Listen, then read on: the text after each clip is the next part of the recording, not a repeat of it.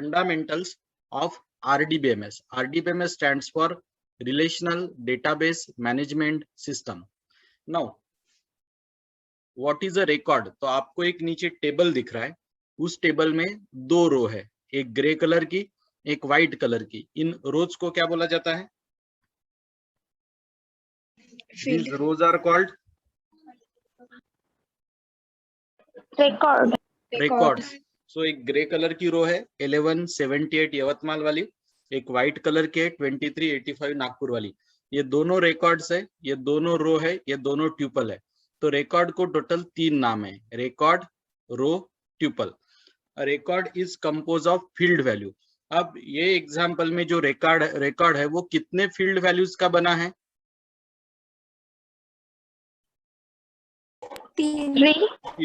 3 field values का बना है, रोल नंबर, परसेंटेज और सिटी. जो ये रिकॉर्ड है ये पर्टिकुलर एंटिटी के बारे में, पर्टिकुलर पर्सन के बारे में, पर्टिकुलर आइटम के बारे में इंफॉर्मेशन स्टोर करता है. तो रिकॉर्ड को टोटल 3 नाम है, रिकॉर्ड, रो, ट्यूपल. सेकंड होता है फील्ड. फील्ड को भी 3 नाम है, फील्ड, कॉलम और एट्रीब्यूट. तो यहाँ पे रोल नंबर, परसेंटेज और सिटी ये फील्ड है. Field always store a single piece of data. And records and fields, rows and column, इनके कलेक्शन को क्या बोलते हैं? टेबल. यस, टेबल को भी और 2 नाम है, it is called entity set और it is called relation as well. And collection of related tables as shown in diagram.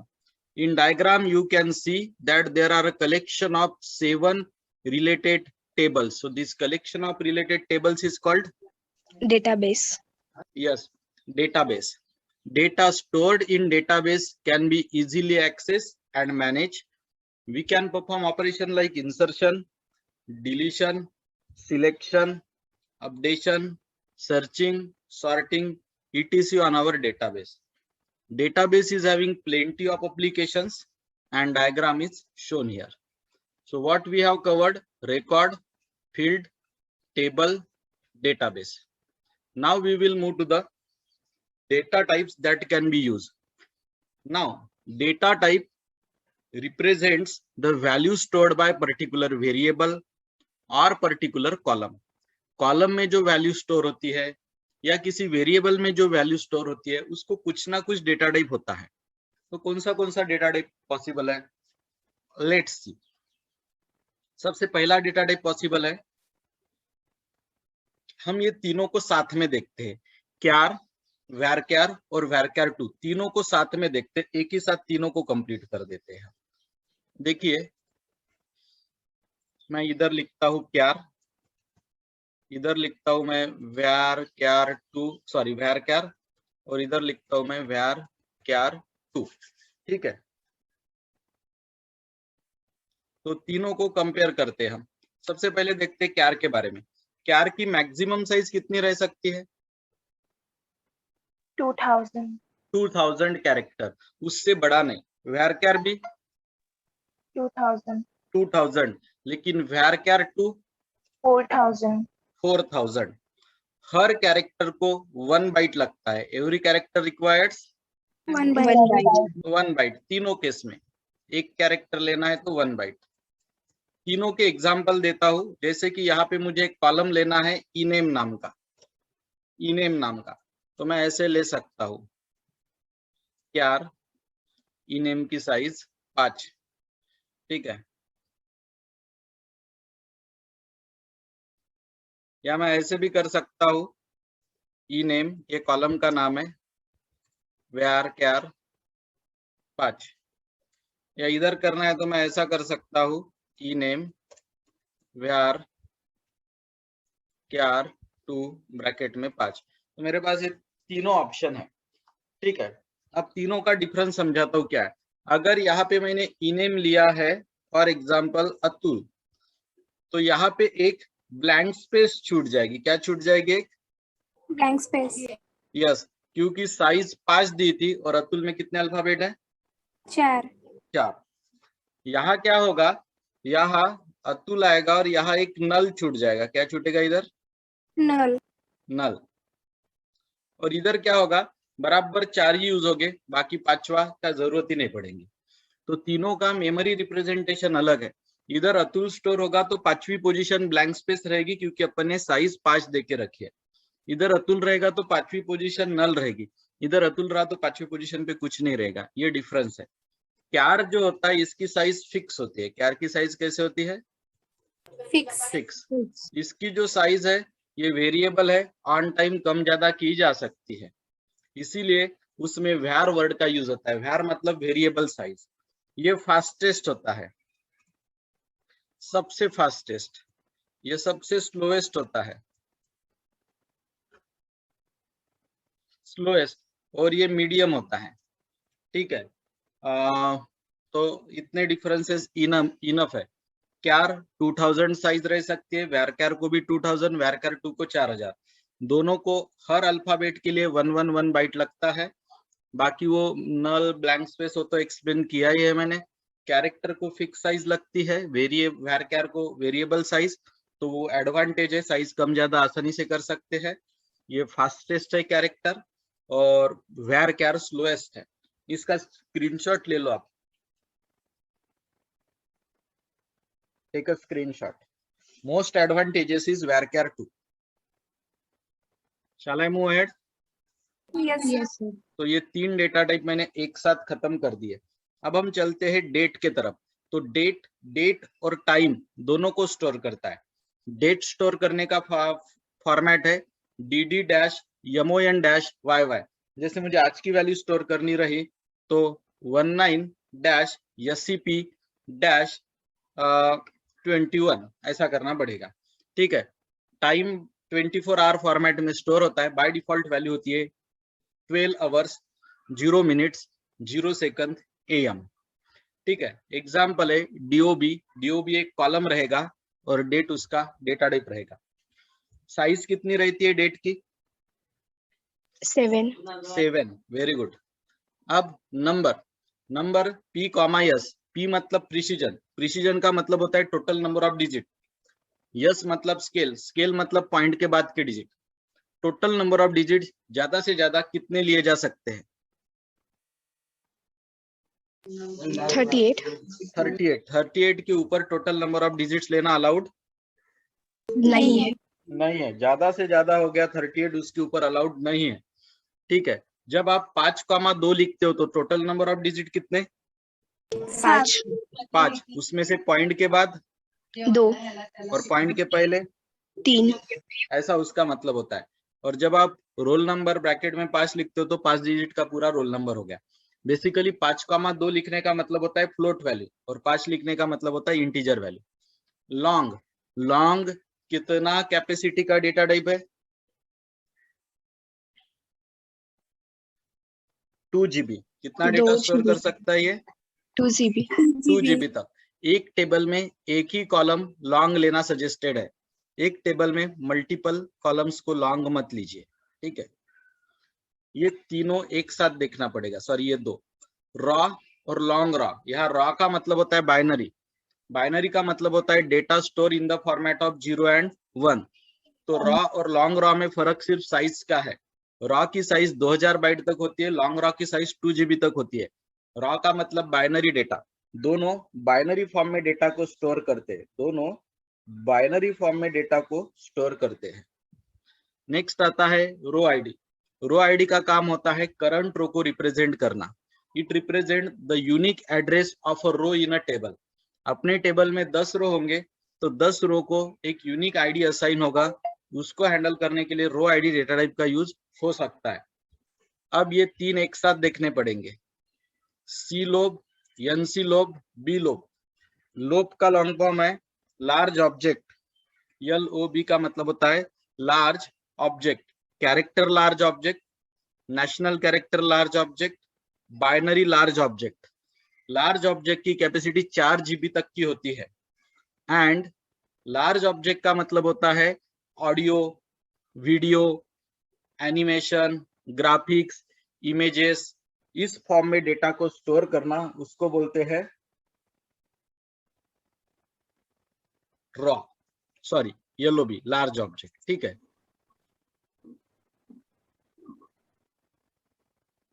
Programme में नहीं, उसको टेबल में यूज करते हैं, और टेबल में यूज करना इज वेरी सिंपल। जैसे हम टेबल बनाते वक्त डेटा टाइप बाकी देते हैं, वैसे ही अपन लॉन्ग रॉ या एनसीलोप जो भी देना है देंगे। ओके, जैसे यहाँ पे मुझे परसेंटेज का डेटा टाइप अगर लॉन्ग रॉ लेना है तो मैं यहाँ लॉन्ग रॉ लिखूंगा नंबर की जगह। मुझे सीलोप लेना है तो यहाँ मैं सीलोप लिखूंगा, ठीक है। उससे होगा क्या? होगा क्या, यहाँ लिखा ही है ना कि उससे अपन कौन सा डेटा स्टोर कर सकते हैं, ऑडियो वीडियो फॉर्मेट में। अगर अपन सीलोब एनसीलोब लेंगे तो ऑडियो वीडियो, उसके बाद में ग्राफिकल फॉर्मेट में डेटा स्टोर कर सकते हो आप बड़े साइज में। तो ये जो ऑडियो कैसे सेव करेंगे? क्यों नहीं करेंगे, बिल्कुल कर सकते। Anything can be store in database. YouTube का इतना बड़ा डेटाबेस है तो ऑडियो ही स्टोर होता है ना उसमें, audio video, anything can be store. Okay, उस फाइल को अपलोड किया जा सकता है, ठीक है। Anything can be done. File upload जब यूजर इंटरफेस के तरफ से अपलोड का ऑप्शन रहेगा, उस अपलोड के ऑप्शन पे क्लिक करने के बाद वो मतलब पहले ब्राउज करेंगे अपन। ब्राउज करने जैसे सिंपल है, अभी फॉर एग्जांपल इतना गूगल क्लासरूम अपने पास एग्जांपल है। जैसे डेटा कैसे रह सकता है, अब देखिए गूगल क्लासरूम भी तो डेटाबेस के फॉर्म में ही डेटा स्टोर करती है, ठीक है। अब मुझे कोई भी वीडियो अपलोड करना है तो मैं बिल्कुल कर सकता हूँ।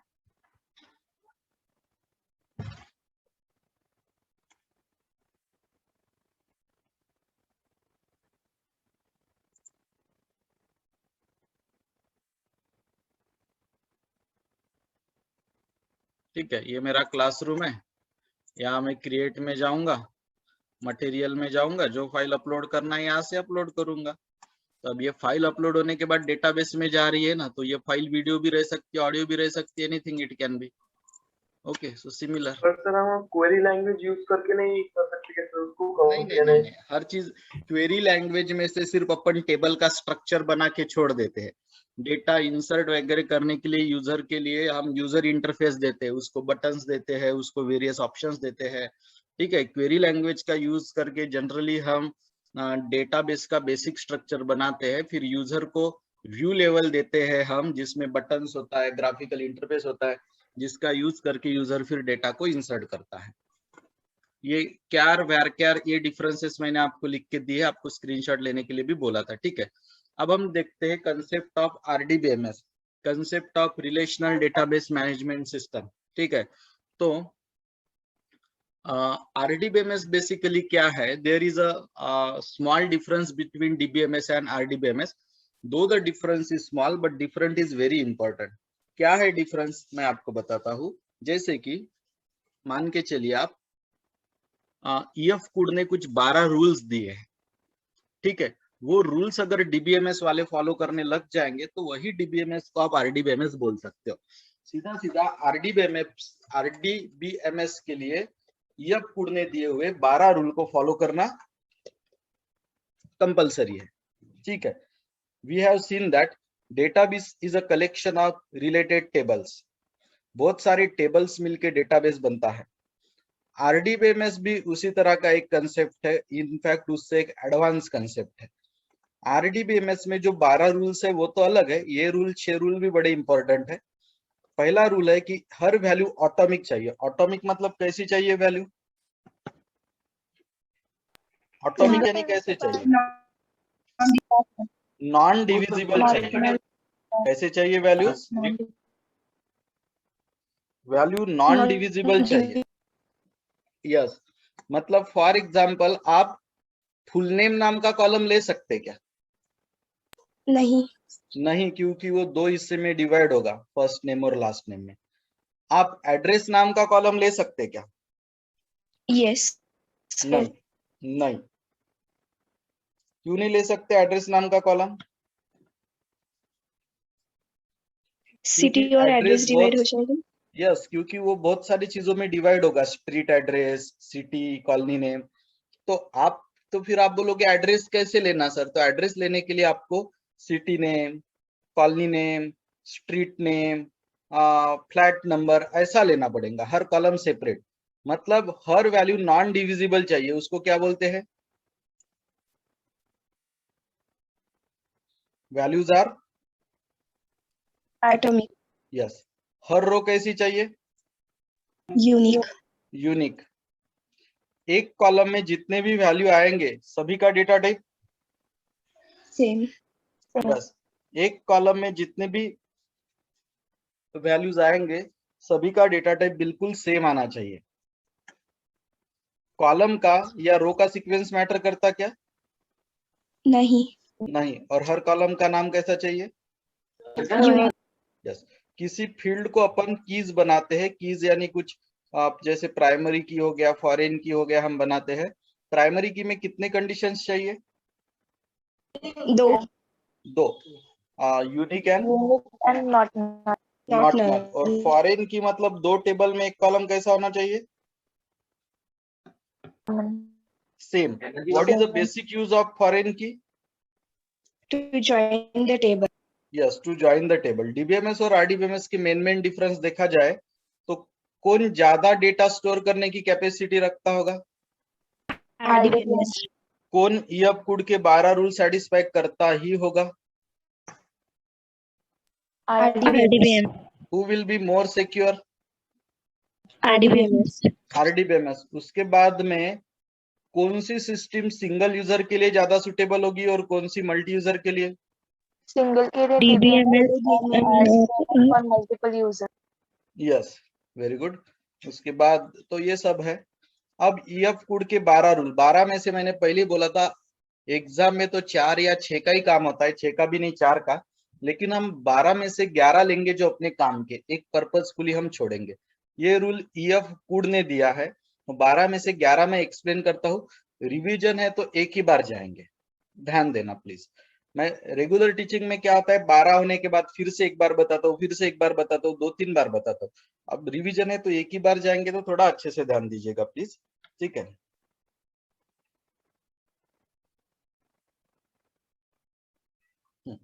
Let's start. पहला रूल है इंफॉर्मेशन रूल। हमारे जो यूजर्स है उनको हमें डेटाबेस का डेटा दिखाना है, प्रेजेंट करना है। Only in which format? Table. Yes. Data to be shown to the users only in Table format. Only in tabular format. Yes. Data users को दिखना चाहिए सिर्फ और सिर्फ किस फॉर्मेट में? Tabular format. Yes. Second, guaranteed access rule. क्या होता है कभी कभी, जैसे अगर मैं बोलूंगा select star from student where name equal to Gayatri, तो कंफ्यूज हो गया। क्यों? क्योंकि गायत्री 2 है, कंप्यूटर कंफ्यूज हो जाएगा। मैं बोलूंगा select star from student where name equal to Avantika, 2 Avantika है, कंप्यूटर कंफ्यूज हो जाएगा। अब ऐसा नहीं होना चाहिए, इसके लिए एक सोल्यूशन है। सोल्यूशन ये है कि हमने क्या करना चाहिए, कोई भी कंडीशन की के ऊपर देनी चाहिए। जैसे कि मैंने बोलना चाहिए select star from student where roll number equal to 13। अब 13 रोल नंबर वाले 2 रहेंगे क्या? नहीं. नहीं। मतलब अगर आप चाहते हो कि अपना जो यूजर है उसको डेटा गारंटेडली करेक्ट डेटा मिले, तो आपने क्या करना चाहिए, प्रॉपर टेबल नेम यूज करनी चाहिए। कोई भी 2 टेबल के नाम सेम नहीं चाहिए। Every table should have different name, every table should have primary key, every table should have unique column name, 2 column name same नहीं चाहिए। ये सब अगर आप केयर लोगे, ये सब चीजों का कॉम्बिनेशन आप प्रॉपर यूज करोगे, तो फिर यूजर को विदाउट एनी कंफ्यूजन कोई भी डेटा गारंटेडली यूज करने मिलेगा। नहीं तो गायत्री और अवंतिका जैसा कंफ्यूजन हो जाएगा अगर अपने पास प्राइमरी की नहीं रही। नेक्स्ट है systematic treatment of null value. Null value का मतलब क्या होता है कि एक आधी वैल्यू अब्सेंट है। मान के चलिए अपने पास अपने बैच में 45 स्टूडेंट है। अब मैं हर किसी का व्हाट्सएप नंबर मांगता हूँ, लेकिन 45 में से 2 स्टूडेंट के पास अगर मोबाइल नंबर नहीं होंगे तो मैं ये बोलूंगा कि आपको एडमिशन नहीं मिलेगी? नहीं. मतलब मोबाइल नंबर होना ये ऑप्शनल है कि कंपलसरी है? Optional. ऑप्शनल है। तो उसको बोलते हैं नल वैल्यू। जो चीजें नहीं होती है that is called null value. हो सकता है एखादे स्टूडेंट के पास मोबाइल नंबर नहीं है तो वो ब्लैंक रहेगा वहां पे, that is called as a null value. तो नल वैल्यू अलाउड है कि नहीं अलाउड है डेटाबेस में? अलाउड है, लेकिन कौन से कॉलम में अलाउड नहीं है? प्राइमरी की प्राइमरी की में अलाउड नहीं है, बाकी जगह अलाउड है। अच्छा, फिर नल और जीरो को सेम मानना कि दोनों अलग है? अलग है अलग है। कोहली बैटिंग पे आया लेकिन जीरो पे आउट हो गया, ये जीरो है, वो बैटिंग पे आया ही नहीं, ये नल है नल है। तो ओरेकल का रूल बोलता है, ईएफ कोड का रूल बोलता है नल व्हॅल्यू अलाउड आहे म्हणते, पण झिरो आणि नल सारखा आहे की वेगळा आहे? वेगळे आहेत वेगळे आहे, दे आर नॉट सारखे, बरोबर। और आगे बढ़ते हैं, ये छोड़ना था चौथा रूल। पांचवें रूल के तरफ चलते हैं, comprehensive data sub language rule. ठीक है, सो एक ऐसी सिंगल लैंग्वेज होनी चाहिए, वन क्लियरली डिफाइंड लैंग्वेज, जिसमें इतने काम करते आने चाहिए। डीडीएल व्यू डेफिनेशन चौथा यूनिट है, डीएमएल हो चुका है, इंटीग्रिटी कंस्ट्रेंट्स प्राइमरी की फॉरेन की हो चुका है, ऑथराइजेशन यानी ग्रांट और रिवोक हो चुका है, transaction boundaries begin commit rollback अपना हो चुका है। ठीक है, ये सब काम करने वाली एक सिंगल लैंग्वेज चाहिए, और से वो सिंगल लैंग्वेज एसक्यूएल है। कौन है वो सिंगल लैंग्वेज? एसक्यूएल। तो वो हर डेटाबेस के पास ऐसी एक सिंगल लैंग्वेज होनी चाहिए, जैसे ओरेकल के पास एसक्यूएल है, जो ये सब काम कर सके। इसको बोलते हैं comprehensive data sub language rule. There should be one clearly defined language which can do all this task. View updating rule, सबसे पहले ये व्यू क्या है? View is a portion of database जिसको हम देख सकते हैं। व्यू कैसे बनाते हैं वो चौथे यूनिट में। View is a portion of database जिसको हम देख सकते हैं, जैसे view is like a window. Window से हमें पूरा दुनिया दिखती है कि दुनिया का एक पार्ट दिखता है? दुनिया बस दुनिया का एक पार्ट दिखता है। व्यू में भी वैसा ही होता है, व्यू में पूरा डेटाबेस नहीं, डेटाबेस का एक पार्ट दिखता है। अच्छा, विंडो में से अगर आपने दुनिया में कुछ चेंजेस किए, जैसे विंडो में से आपने आपका मोबाइल बाहर फेंक दिया, ओके, तो बाहर जाने के बाद वो दुनिया में चेंज दिखेगा कि नहीं दिखेगा? मतलब वो मोबाइल दुनिया में दिखेगा कि नहीं दिखेगा? नहीं दिखेगा दिखेगा ना, क्यों नहीं दिखेगा? भले ही 2 पीस में दिखेगा। तो मुझे ये बोलना है, अगर आप कुछ भी चेंजेस विंडो के व्यू के थ्रू करते हो तो वो रियल वर्ल्ड में होते हैं कि नहीं होते? होते होते हैं ना यार, ऐसे कैसे नहीं होते? आपने विंडो से कुछ बाहर फेंक दिया और बाहर जाके देखा तो क्या गायब हो जाता है क्या? नहीं नहीं। ठीक है, तो व्यू व्यू में से जो चेंजेस आप करते हो वो टेबल में होते हैं। व्यू टेबल का, डेटाबेस का डेटा आपको दिखाता है ना, तो उस व्यू पे आप कुछ चेंजेस करोगे तो टेबल का ओरिजिनल डेटा बदल जाएगा। क्या बदल जाएगा टेबल का? डेटा यस, उसको बोलते हैं व्यू अपडेटिंग रूल, कि you can do any changes in the view, और वही चेंजेस आपको कहाँ देखने को मिलेंगे? डेटा में। यस, जैसे कि आपने व्यू में से 30 नंबर के डिपार्टमेंट का डेटा देखा, और फिर आप उसी व्यू का यूज करके आपने 30 नंबर के डिपार्टमेंट वालों की सैलरी 500 से बढ़ा दी, तो आपको टेबल में भी वो सैलरी कितने से बढ़ी हुई दिखेंगी? 500 से 500 से, ऐसा है। नेक्स्ट है high level insert update delete. High level का मतलब होता है multiple row at a time. तो इंसर्ट, अपडेट और delete, multiple row insert, multiple row update, multiple row delete at a time हम कर सकते हैं कि नहीं कर सकते? बिल्कुल कर सकते हैं।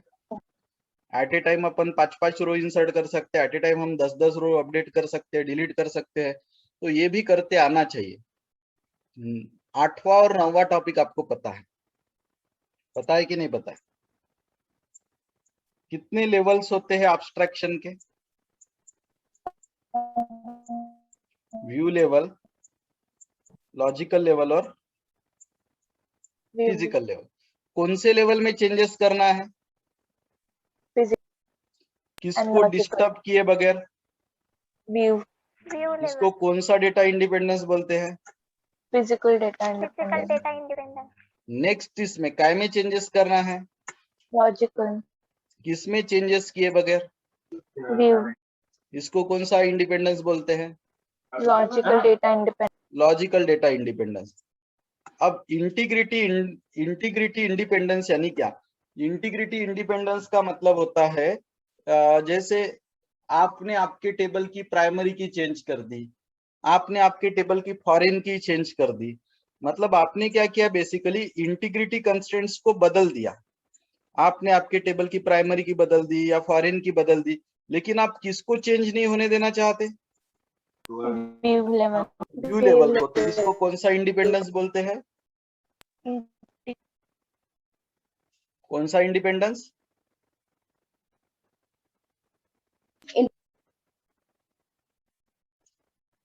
Integrity independence.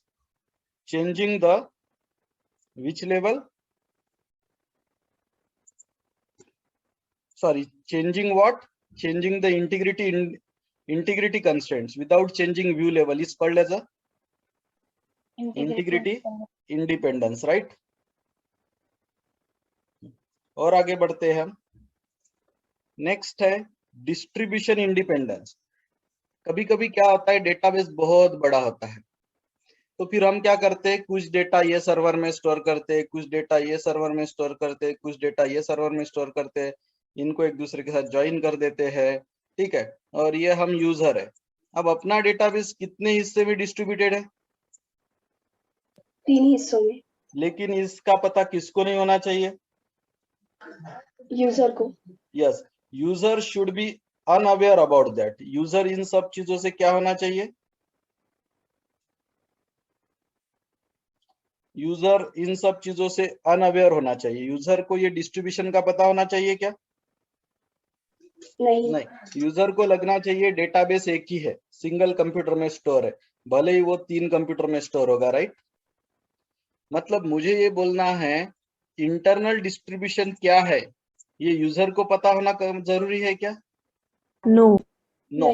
एक एग्जांपल, जैसे अभी मैं और बचवानी सर बैच लेते हैं, ठीक है, अतुल सर, बचवानी सर। अब हम अगर एज एक ग्रुप बैच लेते हैं तो हमारा फाइनेंशियल डिस्ट्रीब्यूशन कैसा है? अब आपके मनीज किधर जाते हैं, क्या जाते हैं? फॉर एग्जांपल ये यूजर को पता होना नेसेसरी है क्या? नो। आपको एक एब्स्ट्रैक्ट लेवल पे पता होना चाहिए, अतुल सर ये लेते, ये लेते, ये इनके, ठीक है। अब for example majority of subjects में रखता हूँ, जैसे ये सेमेस्टर में 3 है, अगले सेमेस्टर में 4 में से 3, मतलब जैसे सेकंड सेमेस्टर के पूरे ही मेरे तरफ, आपका सी लैंग्वेज मेरे तरफ था। मतलब अगर आप फाइनल ईयर तक फॉर एग्जांपल 15 सब्जेक्ट सीखते हो, तो उसमें 10 या 11 मैं सिखाऊंगा, 3 या 4 ही सर सिखाएंगे। तो इन दैट केस फिर हमारा इंटरनल डिस्ट्रीब्यूशन कैसे रहता होगा? क्या फिर सर को मैं कम सब्जेक्ट देता हूँ, मैं ज्यादा लेता हूँ, तो मैं मेरे इनकम का कुछ हिस्सा उनको देता क्या, नहीं देता क्या? ये जो इंटरनल डिस्ट्रीब्यूशन है, ये क्लाइंट को पता चलता क्या? No. So this is called distribution independence. Client को ये पता चलने की जरूरत नहीं है या रिक्वायरमेंट नहीं है कि डेटाबेस डिस्ट्रीब्यूटेड है, उनको तो लगते वक्त वो सिंगल लगेगा, ठीक है। नेक्स्ट होता है no subversion rule. There should no subversion rule का मतलब क्या होता है कि डेटाबेस को अगर अपने को मॉडिफाई करना है, डेटाबेस का स्ट्रक्चर अपने को मॉडिफाई करना है, तो वो करने का एक ही तरीका होना चाहिए, सिंगल लैंग्वेज होनी चाहिए, कोई दूसरी लैंग्वेज से वो काम नहीं करते आना चाहिए। There should be only one defined language which can modify the structure of DBMS. बस ये अगर 12 रूल सेटिस्फाई करता है तो आपका डीबीएमएस क्या कहलाया जाता है? आरडीबीएमएस। आरडीबीएमएस। और आपको अगर देखा सोचा जाए ये सब चीजों के बारे में, तो आपको इनमें से सिर्फ 6 भी ध्यान में रखे तो इनफ होता है, ठीक है। अब हम बढ़ते हैं आगे। अब की कंसेप्ट, की क्या होती है मैं आपको समझाता हूँ, अभी अभी रिसेंटली हुआ टॉपिक है ये। मैं सबसे पहले आपको एक्सप्लेन करता हूँ कैंडिडेट की क्या है, चलिए बताता हूँ। आप मुझे बताइए, स्टूडेंट नंबर यूनिक और नॉट नल है क्या? Yes. Yes, student number unique भी है और स्टूडेंट नंबर नॉट नल भी है। नॉट नल भी है। तो ये कैंडिडेट की है, ये अपनी कैंडिडेट की नंबर 1 मानेंगे अपन इसको, कैंडिडेट की नंबर 1। दूसरी चीज, स्टूडेंट नेम यूनिक और नॉट नल है क्या? नहीं। नहीं, राम राम 2 बार आया है। स्टूडेंट फोन तो है ही नहीं, क्योंकि उसमें क्या है? नल। नल है। स्टूडेंट स्टेट यूनिक और नॉट नल है क्या? नहीं, पंजाब पंजाब क्या हुआ है? रिपीट। लेकिन ये दो कॉलम को अगर ज्वाइन किया तो कॉम्बिनेशन यूनिक है क्या? अभी अगर मैं अच्छा, स्टूडेंट नेम अकेले के भरोसे कैंडिडेट की है नहीं, क्योंकि राम रिपीट है। स्टूडेंट स्टेट अकेले के भरोसे प्राइमरी की सॉरी कैंडिडेट की नहीं है, क्योंकि उसमें पंजाब रिपीट है। अपने को रिपीट या नल नहीं चाहिए। स्टूडेंट फोन का तो सवाल ही नहीं, क्योंकि उसमें नल वैल्यूज है। स्टूडेंट नेम और स्टूडेंट स्टेट को अगर अटैच कर दिया जाए तो अब प्राइम यूनिक और नॉट नल बनते क्या? यस यस, क्योंकि एक राम हरियाणा में है, मतलब राम और हरियाणा कॉम्बिनेशन अलग है, और राम और पंजाब कॉम्बिनेशन अलग है। अलग है। बराबर है। दूसरा इधर भी चेंज है, पंजाब राम कॉम्बिनेशन अलग है और पंजाब सुरेश कॉम्बिनेशन अलग है। मतलब एक चीज सेम है तो दूसरी डिफरेंट है। अलग। तो ये दोनों मिला के यूनिक और नॉट नल है क्या? Yes sir. यस, तो ये अपनी कैंडिडेट की नंबर 2 हो गई।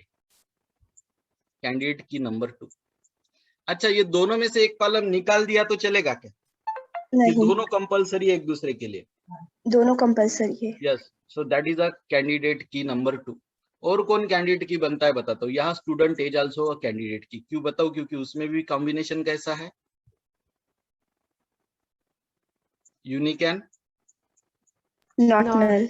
यस। तो इस टेबल को अगर मोटा मोटी तौर पे देखा जाए तो कितने कैंडिडेट की है?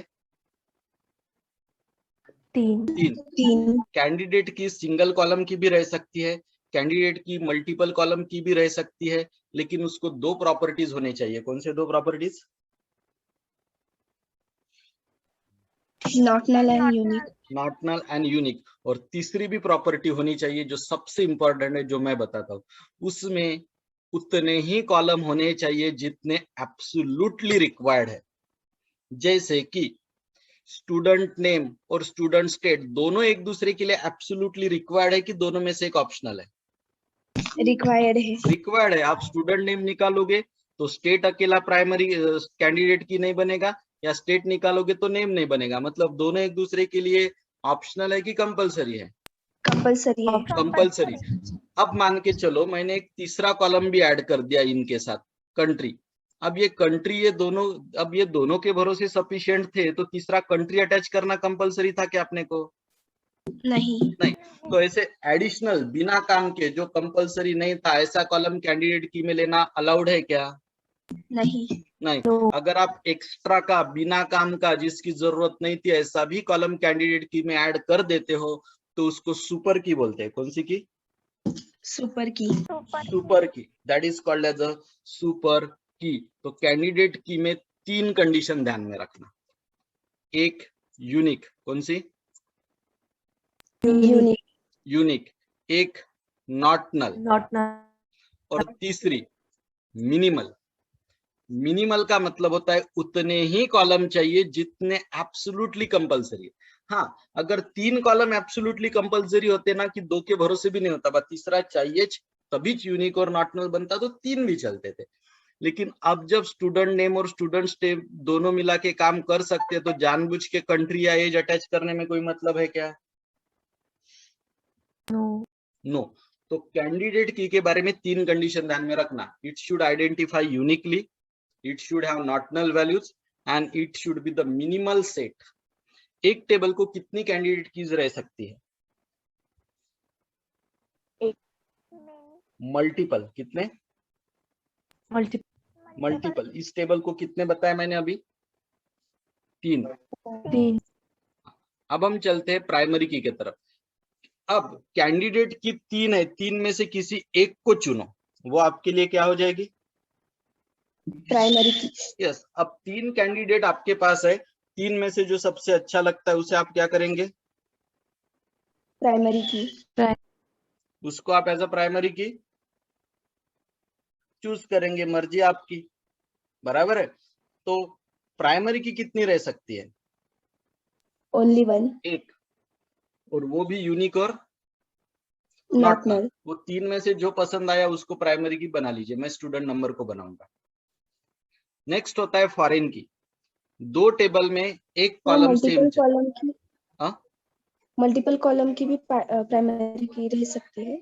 बिल्कुल, अगर आप चाहते हो कि ये दोनों को मिला के प्राइमरी की बनाया जाए, ये कॉम्बिनेशन आपको प्राइमरी की चाहिए तो बिल्कुल अलाउड है। इन दैट केस इसको कंपोजिट प्राइमरी की बोलते हैं। कौन सी प्राइमरी की? कंपोजिट प्राइमरी कंपोजिट प्राइमरी की, लेकिन ये बिल्कुल अलाउड है, है। कोई प्रॉब्लम नहीं है, श्योर शॉट अलाउड है। और आगे बढ़ते हैं। सर अब फिर ये उसको दो यूज कैसे करेंगे सर?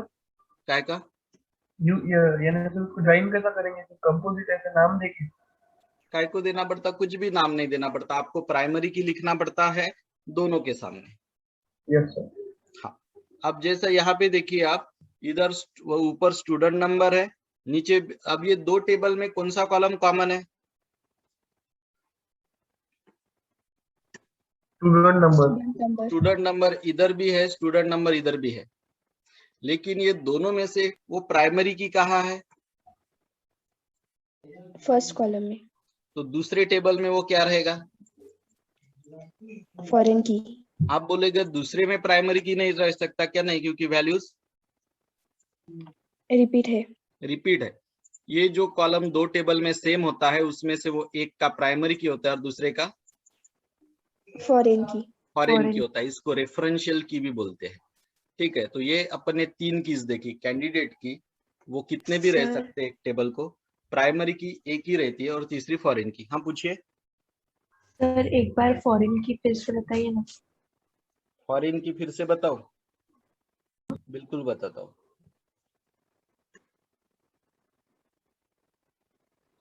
ये दो टेबल में एक कॉलम सेम है, कौन सा? Student number. यस, उसमें से वो प्राइमरी की कौन सी टेबल में है?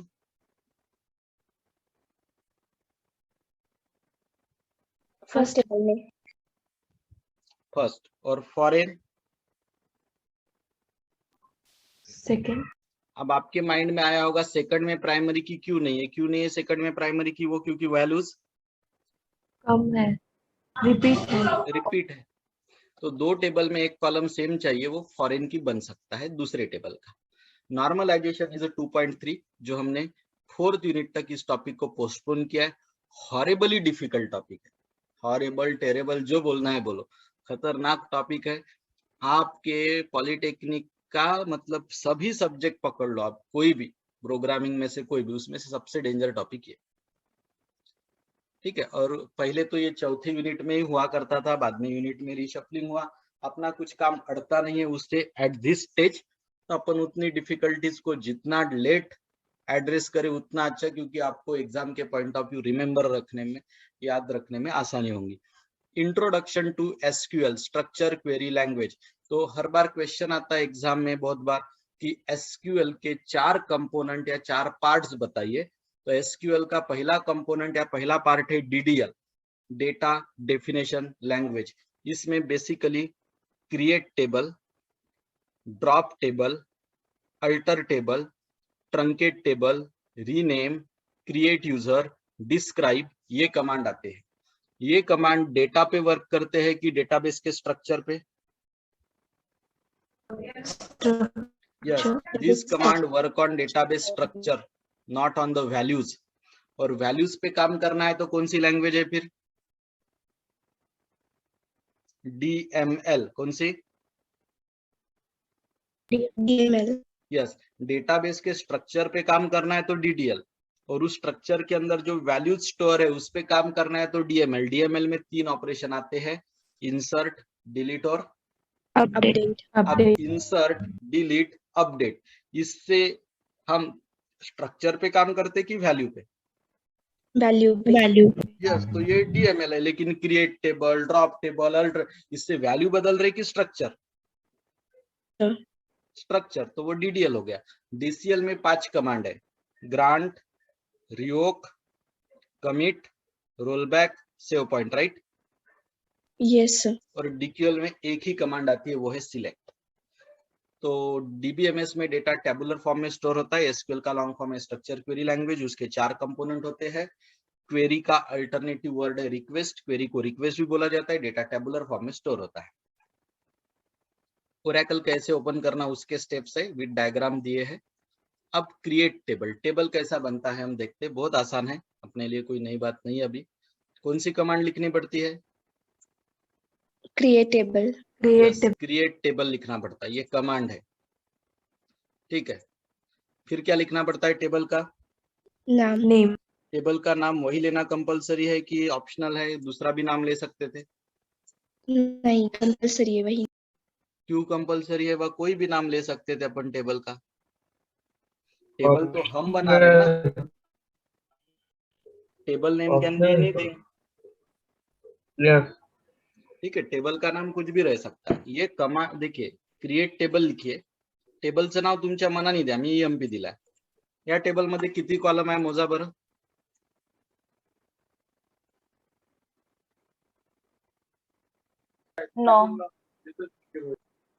8च आहे ना रे। 8 है सर। यस, ये जो ऑरेंज कलर से हाईलाइटेड है ये टेबल के कॉलम्स है, और ये जो पिंक कलर से है ये उन कॉलम के डेटाबेस। डेटा टाइप्स है, जो अभी अभी हमने देखे थोड़ी देर पहले। बराबर है। न्यूमेरिकल वैल्यू के लिए नंबर, अल्फाबेटिक वैल्यू के लिए var_2 और डेट वैल्यू के लिए डेट। और इसमें से प्राइमरी की कौन है? EMP number. यस, बन गया टेबल। क्या लिख के आएगा आउटपुट नीचे? टेबल, प्राइमरी की। टेबल क्रिएटेड, आउटपुट लिख के आएगा टेबल क्रिएटेड, ठीक है। एक सिंपल टेबल तैयार करके बताता हूँ। क्रिएट टेबल, कौन सा टेबल बना रहा हूं मैं? स्टूड। पहला कॉलम कौन सा है? Roll number. Yes, data type number है, साइज है 4 डिजिट। और ये क्या बनानी पड़ेगी मुझे? प्राइमरी, प्राइमरी की। प्राइमरी की, कॉमा। दूसरा कॉलम मुझे चाहिए नेम, नेम का डेटा टाइप क्या लूं? var_2। यस, साइज 20, ऐसे जितने बनाना है लो, फिर क्लोजिंग ब्रैकेट से सेमीकोलन हो गया। क्रिएट टेबल, स्टूड नाम का टेबल बना, इसमें 2 कॉलम है, रोल नंबर और name. Roll number number format में, नेम var_2 फॉर्मेट में है। रोल नंबर की साइज 4 है, var_2 की 20 है, रोल नंबर प्राइमरी की है। इज इट डिफिकल्ट और सिंपल? सिंपल। सिंपल, ठीक है। ऊपर सिंटैक्स देखो, सिंटैक्स लिखना। जर एग्जाम मध्ये आलं explain how to create table, तो आपको सिंटैक्स, एग्जाम्पल, आउटपुट सब लिखना पड़ता। इतना जितना दिया है उतना। फिर मार्क्स कम हो गए तो मत बोलना, इतना लिखना पड़ेगा तब 4 मार्क मिलते। सिंटैक्स में जब एंगुलर ब्रैकेट आता है तब उसका मतलब होता है वो चीज लिखना, वो चीज लिखना कंपल्सरी, राइट? नेक्स्ट है,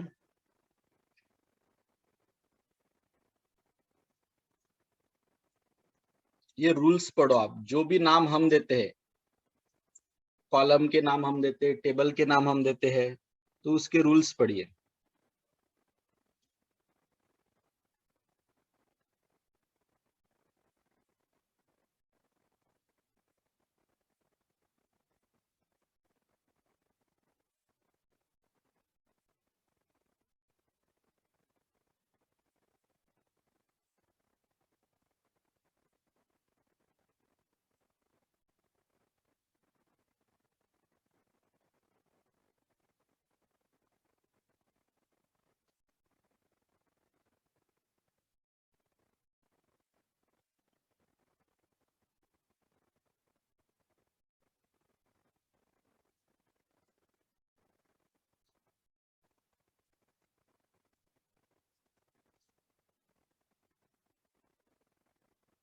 पढ़ लिए?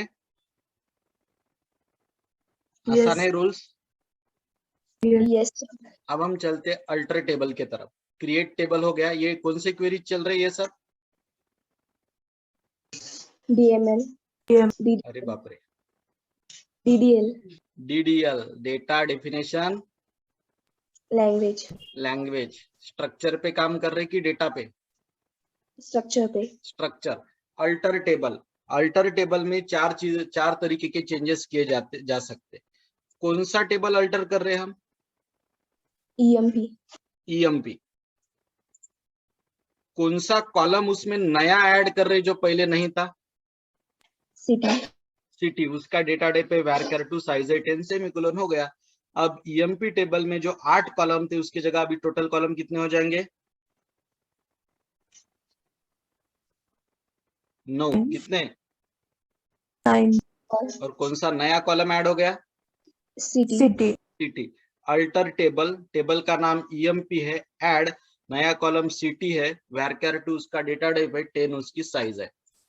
अब कौन सा टेबल अल्टर कर रहा हूं? EMP EMP. उसमें से कौन सा कॉलम ड्रॉप करना है? City city. सिटी कॉलम मैं ड्रॉप करने जा रहा हूं। सिटी कॉलम वहां से ड्रॉप हो जाएगा। सिटी कॉलम जो अभी अभी ऐड किया था वो अभी निकल जाएगा। जब ऐड था ना तब सिर्फ ऐड था, लेकिन जब ड्रॉप है तो ड्रॉप के साथ एक एक्स्ट्रा वर्ड है, कौन सा? यहाँ सिर्फ ऐड है, यहाँ क्या है? ड्रॉप।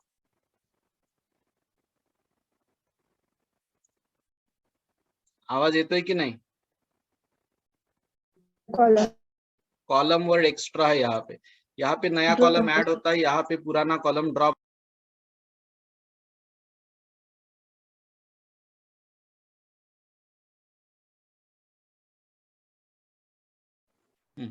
तो ऐड के वक्त सिर्फ ऐड है, लेकिन ड्रॉप के वक्त ड्रॉप कॉलम है। कॉलम है। अब मॉडिफाई, कौन सा टेबल हम अल्टर कर रहे हैं? EMP EMP. उसमें हम मॉडिफाई ऑपरेशन कर रहे हैं, कौन सा operation? Modify yes, we are doing a modify operation. और कौन सा कॉलम हम मॉडिफाई कर रहे हैं? ई नेम यस, उसकी ओरिजिनल साइज 10 थी, अब कितनी कर दी? 15 15। और सबसे बड़ी बात यह है कि आप साइज बढ़ा तो कितनी भी सकते हो, लेकिन कम करने में कुछ लिमिट है। मान के चलिए आपके टेबल में सबसे बड़ा नाम 7 अल्फाबेट का होगा, तो आप कैसे कम नहीं कर सकते साइज? 7 से 7 से कम नहीं कर सकते फिर। और ये है रीनेम, कौन सा टेबल अल्टर कर रहे? ईएमपी उसमें का कौन सा कॉलम आप रीनेम करने जा रहे हो? City city. और उस कॉलम को नया नाम क्या देने वाले हो? Village village. सिटी नाम निकल जाएगा और नया नाम क्या हो जाएगा उसको? विलेज टेबल का नाम बदल रहा है कि कॉलम का? कॉलम का हाँ, और रीनेम वर्ड नहीं है, रीनेम स्पेस कॉलम ऐसा है, ध्यान देना। Drop table, drop table EMP, क्या ड्रॉप हो जाएगा? Table table. और उसके अंदर का डेटा वो भी चला जाएगा। टेबल का बेसिक स्ट्रक्चर भी चला जाएगा और उसके अंदर का डेटाबेस हाँ। और एक बार डेटा जाने के बाद वापस नहीं ला सकते, ये रोल बैक से भी नहीं। डीडीएल कमांड रोल बैक नहीं होती, रोल बैक सिर्फ डीएमएल कमांड होती है। DDL command never roll back, they are auto commit always. Truncate table, truncate table EMP, यहाँ ड्रॉप टेबल ईएमपी था, यहाँ ट्रंकेट टेबल ईएमपी, दोनों में डिफरेंस क्या है? ट्रंकेट टेबल से सिर्फ स्ट्रक्चर रिमूव होता है, डेटा नहीं। बिल्कुल उलट सांगितलं। ट्रंकेट ट्रंकेट टेबल टेबल से data remove the data without removing table table. Drop table में टेबल का बेसिक स्ट्रक्चर प्लस डेटा दोनों जाते हैं। ट्रंकेट टेबल में सिर्फ डेटा जाता है, बेसिक स्ट्रक्चर जाता क्या? नहीं नो नहीं। लेकिन ट्रंकेट टेबल यूज करने से अच्छा डिलीट क्वेरी यूज करना। कौन सी? डिलीट क्वेरी डिलीट, जो हमने डीएमएल में सीखा है। डिस्क्राइब, डिस्क्राइब के सामने टेबल का नाम, जैसे डिस्क्राइब ईएमपी, तो ईएमपी टेबल डिस्क्राइब हो जाता है। उसका आउटपुट कैसा दिखता है वो दिखना पड़ेगा, क्योंकि एग्जाम में आपको आउटपुट लिखना पड़ता है, ठीक है। लेकिन इतना बड़ा ना लिखते हो, आप क्या करेंगे, ऊपर के 2-3 कॉलम के लिए के नीचे जॉब के नीचे डैश डैश डैश कर देंगे, लेकिन ऊपर के वो पूरे हेडिंग्स आने चाहिए, प्राइमरी की, न लेबल, ये सब। इसमें अपने को टेबल का स्ट्रक्चर डिस्क्राइब करते आता। Rename, rename EMP to employ, पुराना नाम क्या था ईएमपी टेबल का? ईएमपी टेबल का पुराना नाम क्या था? Employ employ. और नया नहीं, पुराना नाम ईएमपी था और नया नाम एम्प्लॉय है। यस, पुराना नाम ईएमपी था, नया नाम एम्प्लॉय हो गया। तो ये क्या हो गया यहाँ पे? रीनेम हो गया, राइट? जी। क्रिएट यूजर सिलेबस में नहीं है, इसलिए रिवीजन में छोड़ देते हैं उसको, क्योंकि रिवीजन है। जब फर्स्ट टाइम पढ़ाया था तब अपन ने देखा था। ठीक है, सिर्फ शॉर्ट में बता देता हूँ। क्रिएट यूजर, एक दिशा नाम का यूजर बन रहा है यहाँ पे। ठीक है, दिशा नाम का यूजर बन रहा है और ये आइडेंटिफाइड बाय, आप एक तो एक्सटर्नली लिख सकते हो, ग्लोबली, ये दो में से एक ऑप्शन है। तो यहाँ पे मैंने दिशा नाम का यूजर बनाया है। ठीक है, ये रेगुलर टीचिंग में लिया था हमने। ठीक है, अब हम चलते हैं last topic of this unit, data integrity constraints. तो मैं आपको बताना चाहता हूँ, ये कंस्ट्रेंट्स हम टोटल देखेंगे 3 लेवल के। सबसे पहली single column level, single column level, इसको बोलते हैं डोमेन इंटीग्रिटी कंस्ट्रेंट्स। कौन सा integrity constraints? Domain integrity. Domain. इसमें हम 2 देखेंगे, एक देखेंगे चेक, और चेक के बाद एक देखेंगे चेक और शायद यूनिक। हाँ, देखने दो मुझे क्या क्या है। चेक है और नॉट नल है। फिर आता सिंगल कॉलम के बाद सिंगल टेबल, उससे बड़ी चीज हो गई सिंगल टेबल लेवल। ठीक है, इसको बोलते हैं एंटिटी इंटीग्रिटी कंस्ट्रेंट्स। इसमें 2 चीजें आती है, इसमें आती है यूनिक और इसमें आता है प्राइमरी की, और उससे बड़ी आता है मल्टीपल टेबल। इसको बोला जाता है रेफरेंशियल इंटीग्रिटी कंस्ट्रेंट्स। इसमें आता है फॉरेन की और इसमें आता है ऑन डिलीट कास्केड। ऐसे 6 टॉपिक है ये, सिंगल वाला, सिंगल कॉलम वाला, फिर सिंगल टेबल वाला, फिर मल्टी टेबल वाला। सिंगल कॉलम वाले में आता है चेक और नॉट नल, सिंगल टेबल वाले में आता है यूनिक और प्राइमरी की, और मल्टी टेबल वाले में आता है फॉरेन की और ऑन डिलीट कास्केड। तो ये देख के फिर अपन रुक जाएंगे, ये यूनिट की रिवीजन होती है खत्म। देखते हैं क्या है इंटीग्रिटी। यानी क्या? इंटीग्रिटी यानी डेटाबेस का करेक्टनेस और डेटाबेस का कंप्लीटनेस, इन 2 चीजों को इंटीग्रिटी बोला जाता है। Correctness and completeness of database is called as integrity. ठीक है, अब डेटा की करेक्टनेस और कंप्लीटनेस, ताकि इंटीग्रिटी बरकरार रहे, इसके लिए कुछ कंस्ट्रेंट्स होते हैं, कुछ रिस्ट्रिक्शंस होते हैं। उसमें से पहला रिस्ट्रिक्शन होता है डोमेन इंटीग्रिटी कंस्ट्रेंट्स। उसमें पहला आता है चेक। मैंने यहाँ कौन सा टेबल बनाया है? बिल। उस टेबल में 3 कॉलम है, एक कॉलम है बिल नंबर, दूसरा कॉलम है बिल अमाउंट, तीसरा कॉलम है बिल डेट। उसमें से चेक कंस्ट्रेंट्स हमने कौन से कॉलम पे लगाया है 3 में से?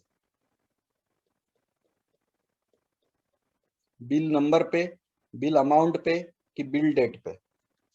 बिल अमाउंट पे। बिल अमाउंट पे हमने लिखा है कंस्ट्रेंट्स 0 चेक, ब्रैकेट में लिखा है bill amount not equal to 0.0, यानी बिल अमाउंट कितना नहीं होना चाहिए? 0। रन किया तो क्या लिख के आया? Table created. टेबल क्रिएटेड लिख के आया। अब आप इस टेबल में डेटा इंसर्ट करने गए, और जब डेटा इंसर्ट करने दिए गए तब आपने बिल नंबर 101 दिया, आप बिल डेट आज की डेट दी, और बिल अमाउंट गलती से कितने दे दिया आपने? 0। जो ये कंडीशन अलाउ करती क्या? नहीं। तो ये रो इंसर्ट होंगी कि नहीं होंगी? नहीं होगी। और ये एरर प्रिंट हो जाएगी, वो बोलेगा कंडीशन वायोलेट कर दिया आपने, डेटा इंसर्ट नहीं होगा। तो ये पहला एग्जांपल हुआ चेक। दूसरा एग्जांपल नॉट नल। यहाँ स्टूडेंट टेबल में कौन सा कॉलम नॉट नल है? Roll number. अब गलती से भी आपने रोल नंबर की वैल्यू मिस कर दी तो डेटा लेंगा क्या? नहीं। तो बिल अमाउंट को 0 नहीं रहना चाहिए, इसको चेक करना, या रोल नंबर कभी नल नहीं रहना चाहिए, इसको चेक करना। इन सब को बोला जाता है नॉट नल, सॉरी, इनको सबको बोला जाता है डोमेन इंटीग्रिटी कंस्ट्रेंट्स। अब हम चलते हैं एंटिटी इंटीग्रिटी कंस्ट्रेंट्स पे। प्राइमरी की, या स्टूडेंट टेबल की प्राइमरी की कौन है? Roll number. अब इसको दो कंडीशन सेटिस्फाई करनी पड़ेंगी, कौन सी? यूनिक और नॉट नल। यूनिक और नॉट नल दोनों कंडीशन इसको सेटिस्फाई करना पड़ता है। और सेकंड एग्जांपल है सिर्फ यूनिक का, नॉट नल नहीं। अब रोल नंबर अगर यूनिक है तो इसको सिर्फ कौन सी कंडीशन सेटिस्फाई करनी चाहिए? यूनिक की। नॉट नल नहीं किया तो भी चलेगा। चलेगा। अब रेफरेंशियल का मतलब होता है मोर देन वन। अब यहाँ दो टेबल है, पहला टेबल डीपीटी है और दूसरा टेबल EM। यस। पहले टेबल में भी डिपार्टमेंट नंबर नाम का कॉलम है, दूसरे टेबल में भी डिपार्टमेंट नंबर है। हाँ। अब इसमें से डिपार्टमेंट नंबर प्राइमरी की कहाँ है? DPT में। तो यहाँ पे वो क्या हो गया? फॉरेन की। फॉरेन की। आई रिपीट, दो टेबल में एक कॉलम सेम है, डिपार्टमेंट नंबर, उसमें से डिपार्टमेंट नंबर प्राइमरी की कहाँ है? DPT में। और वो इधर कौन सी की है? फॉरेन की। फॉरेन की है। ऑन डिलीट कास्केड क्या है बताता हूं। मुझे बताइए,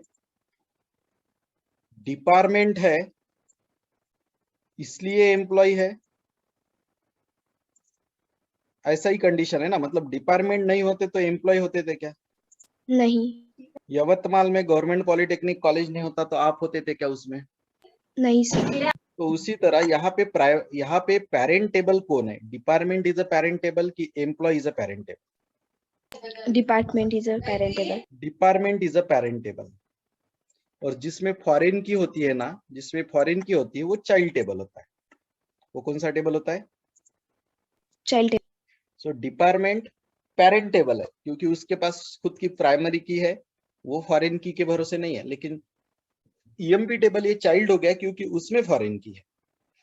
अब मान के चलिए, अगर कॉलेज टेबल में से, जो कि आपके लिए पेरेंट टेबल है, उसमें से अगर सीएस ब्रांच डिलीट हो गई तो स्टूडेंट टेबल में से ऑटोमेटिक ऐसे सभी स्टूडेंट डिलीट हो जाने चाहिए जो कायम में थे, कायम में थे। Am I audible? Yes sir.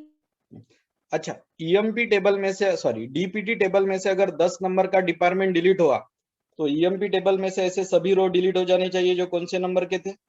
10 number के। Do you getting? मतलब Yes, पेरेंट टेबल में से अगर पेरेंट रो डिलीट होती है तो उससे रिलेटेड सभी रो कौन से टेबल में से डिलीट हो जानी चाहिए? चाइल्ड टेबल में, मतलब EMP। Yes. For example department table में से 10 नंबर का डिपार्टमेंट आपने डिलीट किया तो ईएमपी टेबल में से ऐसे सभी एम्प्लॉय डिलीट हो जाने चाहिए ऑटोमेटिकली, वो भी जो कौन से नंबर पे डिपार्टमेंट में काम करते थे? 10 नंबर के। 10। तो इसको बोलते हैं ऑन डिलीट कास्केड। क्या बोलते हैं इसको? On delete cascade. यस। अगर डिपार्टमेंट टेबल जो कि पेरेंट टेबल है उसमें से 20 नंबर का डिपार्टमेंट डिलीट होता है तो ईएमपी टेबल में मैं आपको बताता हूँ 20 नंबर के डिपार्टमेंट में 5 लोग काम करते तो पांचों लोग क्या हो जाएंगे? रिमूव। Delete, remove. इसको बोलते हैं ऑन डिलीट कास्केड। ये डीएमएल अपना हो चुका है इंसर्ट वगैरह, राइट?